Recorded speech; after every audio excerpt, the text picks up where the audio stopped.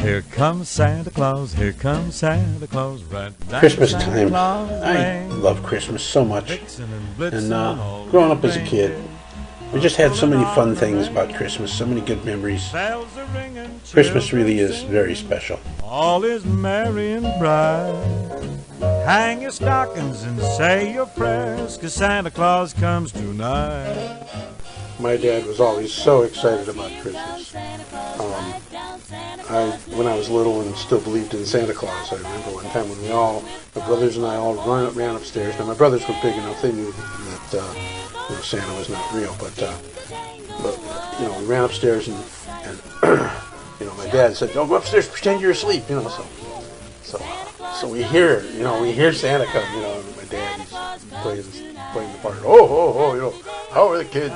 He's, oh, they're doing great. Oh, they're all asleep right now. Yeah, Santa, and this is while they're all sneaking all the presents into the living room and everything. So finally we hear Santa leave, and then my dad comes and says, "Okay, come on down." He's like, so we never did sleep overnight to wake up in the morning and open our presents. We always opened them up on Christmas Eve because my dad was so excited about Christmas, and he couldn't wait. He couldn't wait even more than we couldn't wait. So anyway, that's my memories of when I still believed in Santa Claus. I also remember when we went downtown to see Santa, and he knew my name.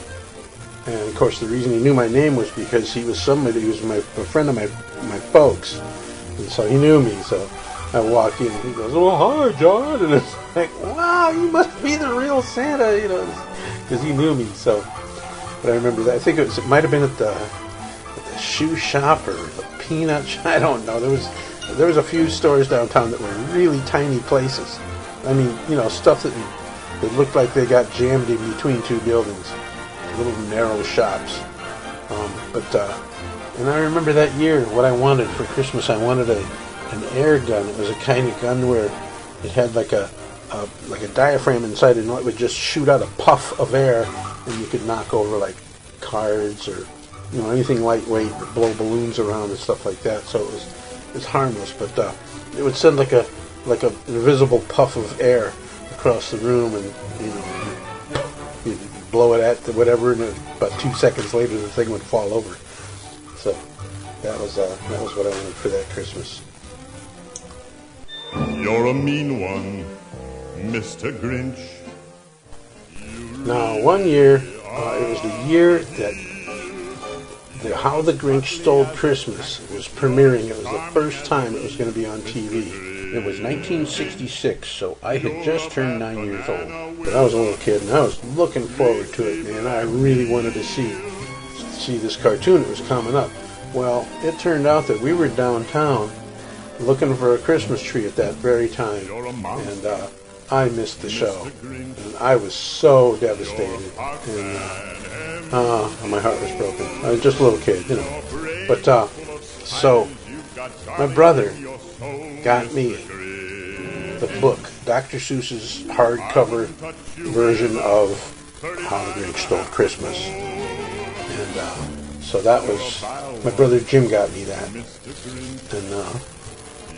so that's what I had to settle for. But it was really cool. I love that book. I was a big Dr. Seuss fan anyway. So, but anyway, that had to satisfy me until the next year when I finally got to see the cartoon, because they showed it every year since.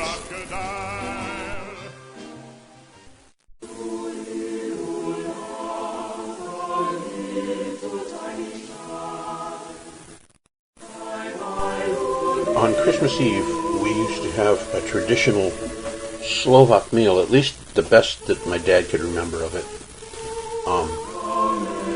As I looked it up on the internet later, I found that there were other ingredients and stuff that would have been in the meal, but what he remembered about it was that there was 3 soups. There was mushroom soup, potato soup, and pea soup. And they were each served with a little bit of vinegar in them. And I liked that. It was tasty. They were apparently they were. I don't know if it was to represent the three gifts of the wise men, or if it was the Trinity of God, but something to do with Jesus. It was a representative of the three different soups, of course the vinegar, I think, represented when they offered vinegar to Jesus when he was on the cross. There was another thing called bobariki. They were bread balls. They were fresh, really good tasting bread balls, about as big as golf balls. And then there was a mixture of poppy seed, milk, and sugar, cooked up hot, so that the sugar would melt and just become this, it wasn't really syrupy. But it was thicker than water. But you would take the bread balls and dip them in it, and it was kind of like an inside-out poppy seed roll. And those were good too. Those were really good. But I mean, and the bread balls that my mom made fresh, those were good by themselves. And I used to always try to get a couple of those before the bobariki was served. But that was Christmas Eve dinner, and then after that we would open presents.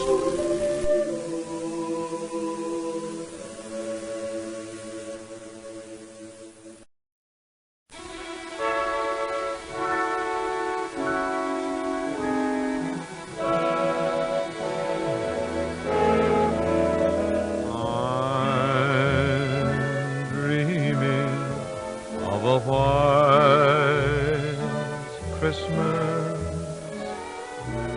just like the ones I used to know.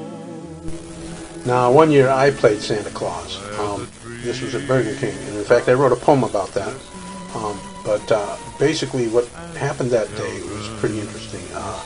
I was sitting there, it was a busy day, and I was in the Santa Claus outfit. I worked at Burger King, but I had been chosen to go out and play Santa Claus. And out the front door, I could see a man in the car, and I could see his kid, all excited, wanting to come and see Santa Claus. And I saw the man say, "We haven't got time." I could read his lips. And so before he could get around the drive-thru, I ran outside and I grabbed some stuff to give to the kid, and I ran outside and stopped that car. And I leaned in the window and said, "Oh, I bet you thought I was going to miss you." And I don't know if that guy ever figured out or knew that I was aware, but I don't know if he ever realized how I knew that he was not going to stop so his kid could see Santa Claus, and I stopped him instead. And he actually thanked me. He said, "Thank you, Santa." But so that was kind of neat. I was able to really put a thought in that guy's head that day. So that's some of the memories of Christmases that I've had. And well, my parents have passed away now, and I celebrate Christmas with my brother Bob. My second brother, he passed away just recently too, and but I have my daughter and my grandchildren to celebrate with, pass on memories and traditions and things to them. And I love Christmas. I just love it so much. I hope you enjoyed me sharing these memories with you, and I hope you have a wonderful Christmas. God bless you, and I hope that the joy, the real joy of true Christmas will fill your hearts, and you'll have just a wonderful, wonderful warm season. So, Merry Christmas, everybody. Bye-bye.